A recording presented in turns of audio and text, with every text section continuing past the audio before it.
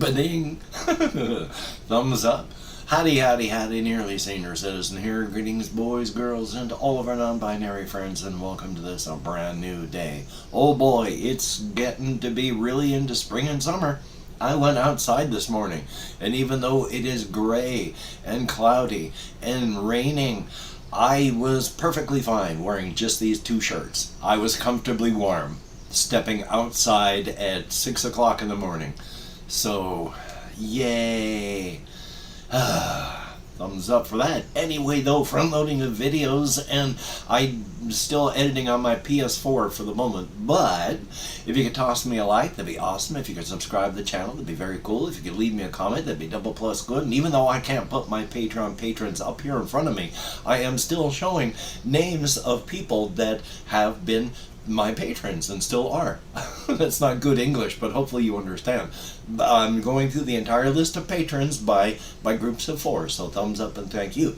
If you would like to become a patron and help to keep me and my aging pet surviving, that would be very cool and greatly appreciated. I have links to my Patreon in the video description, along with a PayPal for possible donations and an Amazon wish list link that I desperately need to update. Executive dysfunction. So thumbs up, thank you, and front loading of videos over. Yay! I'm having vocal cord issues this morning. Thumbs up. I don't have a ton of things on my list that I want to talk about, but there are some, and so I'm going to try and go through some of them quickly. Like the beginning of 2022, this one fellow, Mike Lambo, started publishing through Amazon a whole bunch of solitaire wargame books that I have been very, very slowly picking up. Because, you know, they cost money and I only get money once a month, so I can only buy once a month. But these ones that I got are from his beginning, with the Fields of Normandy and Battles of Normandy and what is that? Ghosts of the Jungle. Now these ones are of course just like World War, I can't remember, World War something or other. Yeah, D-Day and all that. It's about that. This one here, Ghosts of the Jungle, is about an Australian, fictional Australian group in during the Vietnam War. This one jumps to medieval Britain. Now this one takes a big jump. Beaches for the Brave. He starts really changing things up and from this point on. Because before that, they were just large open maps. And you got a turn limit, but they are just open. You have an objective, you have a time limit, you got to get there. So how you get there was kind of up to you. These ones, Beaches for the Brave. This one here is, it takes place crashing onto the beaches of Europe and trying to take out the embankments that were there. Like the beaches of Normandy. The real life thing when they stormed the beaches of Normandy was horrific. A meat grinder, literally. So these ones, these are all the same. You're going up these various tracks going up towards the bunkers, and the bunkers they have different ways to defend themselves, different numbers, and the paths are different. You roll your dice, you move your little soldier people up the tracks, you try to get up to the top so that you can start grenading the embankments, and it's well done, it's fun stuff, and he is pumping out like a book a month. It's amazing. One of the latest ones he has is a real departure. You can actually play it cooperative, but it's designed to be done solo, where it's a race. You're racing your tanks, but it's also a combat game, and that you're racing your tanks, but your tanks can also fire at each other. And then he's got another fantasy one with all sorts of objectives, like you've got to run around a circle to try and get to the center with your, X number of characters. But you're also being chased by something horrific that's coming up fast. So there's really no guarantee that you're going to get anywhere close to the end. So they're cool books, and I'm hoping to, if I keep it up, buying like one a month, if he stops now and like by 7 or 8 more months, I should be able to get the rest. But he's good stuff. And I just wanted to mention that. Try to read my screen over there that I've got to take my glasses off for. Oh yes, there is also, on the solo RPG front, I have two types of games. Specifically the two games. There's one called Dungeon Hero. It is a dungeon zine type thing. It's exceptionally abstract. It is just like a list of, there's a gate, a monster, a this, a that, and you just make abstract rolls to get through them, and if you make it through that list, then you go on to the next list. It's extremely abstracted. The other game that, it's almost too abstract for me, really, is called Dungeons Solo, and then they have an expansion, Dragon Fang Mountains. Now, this one is abstract as well. A lot of these games are abstracted. You have to go through 12 areas. You're not mapping them out. You're just recording how many areas you're going through. Each area could have nothing, or a trap, or a treasure, or a monster. And after you've gone through your 12 areas, then the last one, your 13th, is the boss fight. And in the game, there's this, you choose your quest randomly, and then you go to the one page where it talks about what you will find, in the various monsters, types of treasures, and just talks about that. But that's your dungeon. You're going through 12 areas. You don't have to bother mapping. Just count how many areas that you've been through. They're actual real rules for like combat and all that, so it's not like it's thoroughly abstracted. And there's equipment. Battery low. And there's equipment and spells, and it's pretty good. And with the addition of the expansion, it adds more. Power off. I need to charge that. Gotta love that. So, but anyway, yeah, I want to, oopsie, there goes the laptop ramping up for doing nothing at all. It doesn't seem to do that while I'm playing things, so that part's good. Now that I've talked about Dungeon Hero and all that, I need to talk about my leg. One of the things I wanted to talk about beforehand, checking my time, but I am filled with energy because I am continuing to feel better. Now that I have more energy, I have got more bouncing around inside of my head. My ADHD is also picking up because I can start, I got more energy. So I got more ping pong balls bouncing in a wind tunnel, and each time they hit, I go off on another subject. But when I went to bed last night, yeah, my leg was sore and tender, but it was not as swollen as it has been, nor as red, no heat. So it looked not bad. When I woke up this morning, it was a little bit swollen, but the amount of swelling on my right leg, which was effectively none, if it was like this, my left leg was like this. Just a little bit more. So during the day, yeah, I'm going to have more swelling, and that leg especially is going to swell up more. But yeah, I just needed to take a little bit of time and wait for the momentum behind the cellulitis to fall, because it has been healing up nicely. And tomorrow, when I go in at 2:30 to get the other antibiotic IV, I think I finally got this one knocked out. I'm not worried about MRSA anymore. On the other hand, I did try to go up to Walmart last night. I had first thought I was going to just do a walk like a mile up in southern Shelton and then head to Safeway and then come home. But instead, on my way around, I decided I'm just going to walk to Walmart. I got a few blocks past Safeway and I felt exhausted. I was drained. So I just went, you know what, once again, I did the whole walk yesterday. I don't need to be stupidly stubborn. So I just turned around, walked to Walmart, walked to Safeway, bought a couple things to eat and drink, and then came home.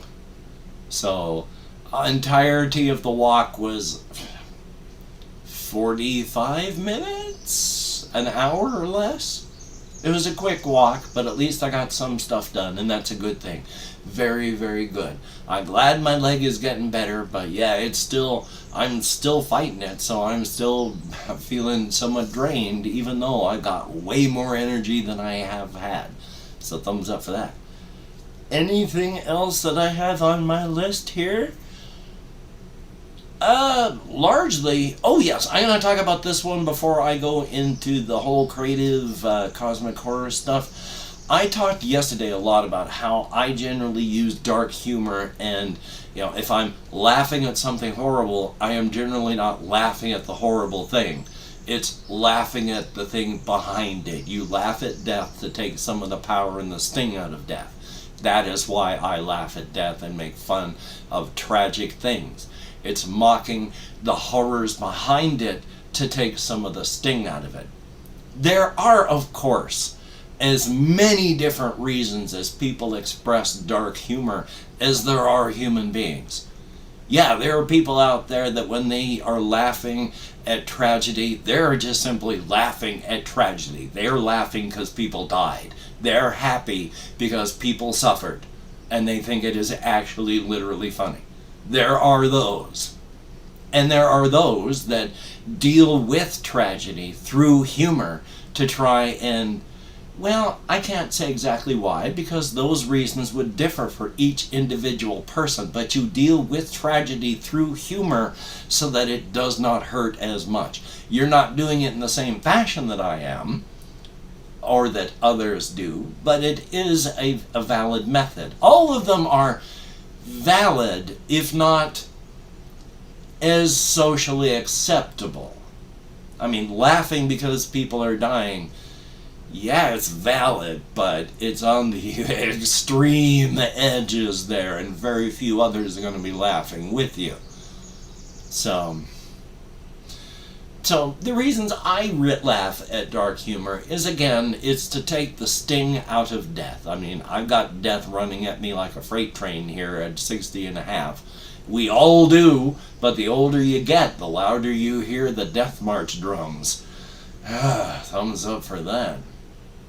But still, dark humor, not for everybody, and especially the reasons, not for everybody. But you're not going to have everybody agree with everything. People are people. We are contrary, backward, stubborn. We're awesome. Now, for on the whole creative front, I've got this bit of an eyelash issue going on. On the whole creative front, I wanted to talk more about, once again, why there is the whole setting of the inside-outside Razor's Edge and why there is cryptid stuff and multiverse stuff by jumping back to the cosmic horrors. Because the cosmic horrors themselves are the entire reason that there are strange and bizarre multiverses that happen and occur. Until the coming of the cosmic horrors, Dread Amaterasu, there was one multiverse with endless repetition of the same thing. There was nothing to alter the configurations. There were differing configurations, but there was from a set number of them. Astronomically high, but still a set number. Endless variation, endless repetition.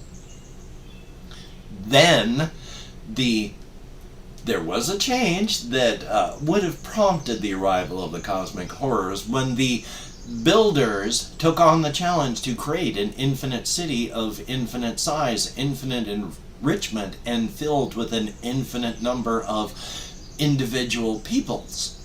And they succeeded. So there was a split. But there is no communication between the city and the multiverse. So there is the multiverse, and then there's the multiverse with the city, which splits when Dread Amaterasu swam out of the Ungata with her sight on the infinite city and then landed there. And the people of the infinite city, well, seeing this, there's a couple splits where they decided to stay and fight. But in the multiverse where I have this project, they evacuate in a very, very short, controlled, and very peaceful way. An infinite number of people in an infinitely large city evacuate it. It's empty. They leave for safety. Problem is, the city can't go with them, and it's alive. The people love the city, and the city loves the people. They evacuate. This city is set up to love an infinite number of people and to care for them and to enrich them. And there's nothing there. Its mourning, its grief is intense. But even at that, though its grief and mourning is intense, while the cosmic horror is there, it is bad, because the cosmic horrors that have taken up residence in the city drove the people away.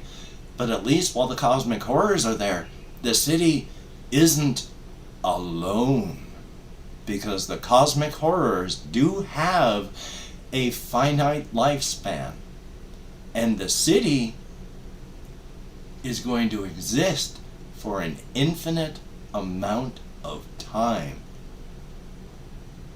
From the moment that the cosmic horrors arrived to time never ends. The city will mourn and grieve without any way of getting any relief the loss of all of its people. One of the reasons that the cosmic horrors cause all of these things to happen in the various universes of the multiverse is because there's, checking my time, there are the three zones of the universe. There's the Ungara, next to the singularity, the hottest and the densest. The Ungare, that's next to it, less hot, less dense, but we still can't survive there. And then the Ungaden, where we are, the cold and dark. And out here, yeah, we can exist. It's cold, it's dark. Cosmic horrors can't come out here, because if they do, the sheer heat and pressure of their existence burns our universes to quantum ash.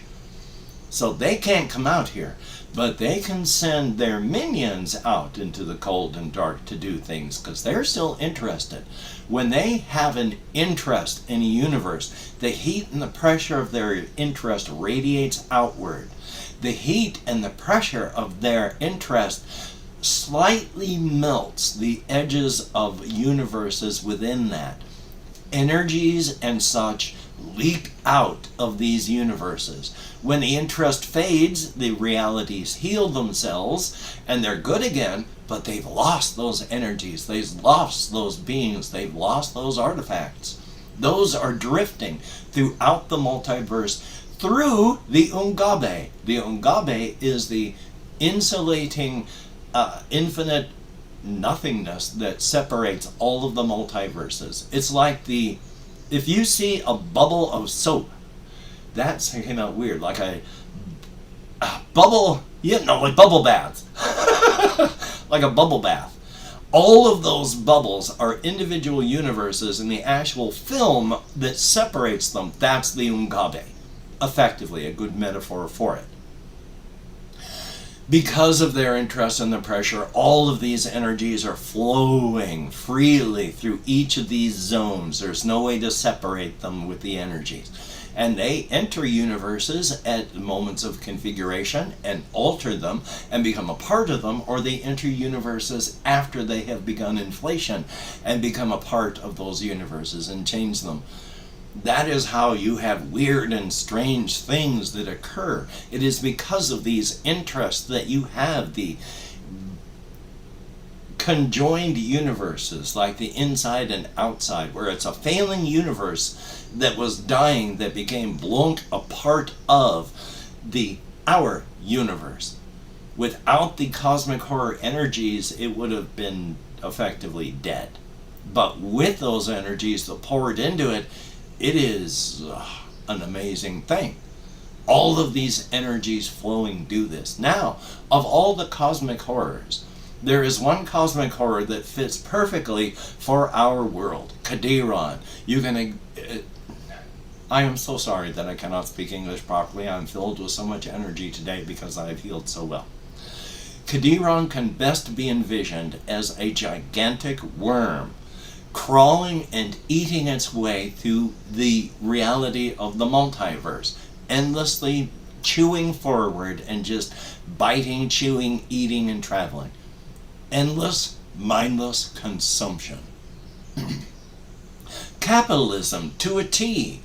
Because in our system of capitalism right now, you have to have not just growth, but infinite growth. Every quarter, your company has to make more than it did the last quarter. If it did not, you, as person in charge of the corporation, will be fired if you're a public company, and a new person will be hired because you need to make more than you made last quarter always.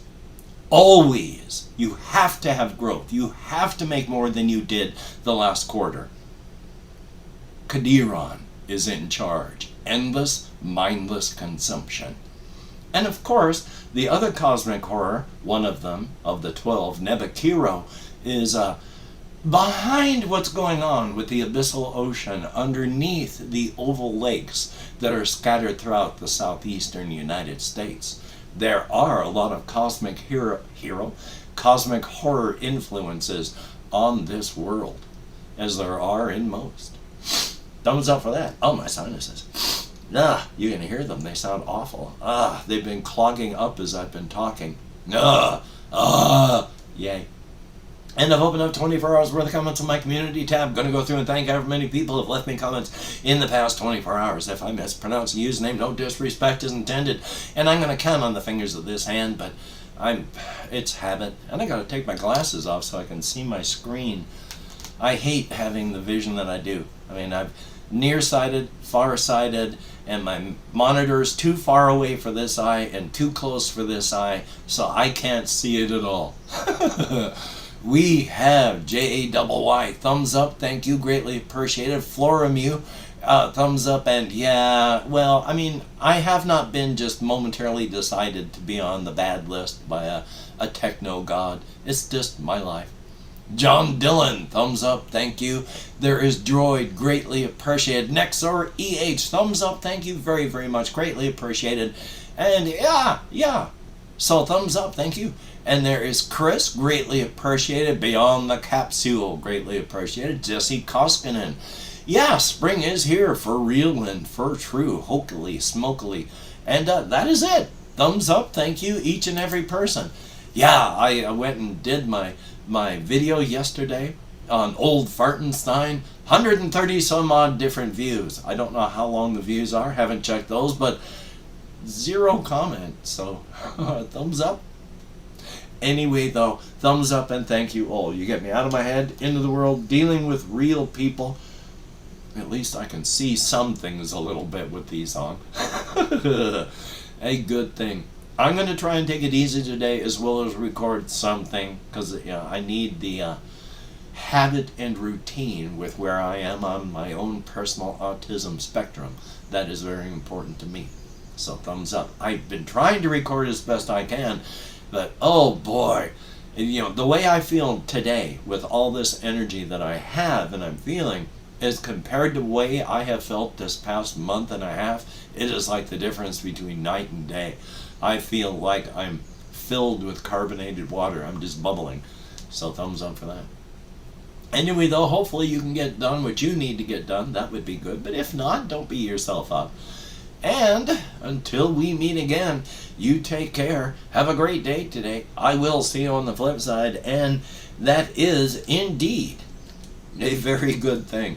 I don't know if anyone really liked the camera playing around I did yesterday. I'm going to still play around with the Share Factory editing stuff, but yeah, for the time being, it's Share Factory. It takes quite a while, depending on what you're doing, for this machine to render things. It actually rendered the Old Fartenstein video thing yesterday pretty quickly, so thumbs up for that.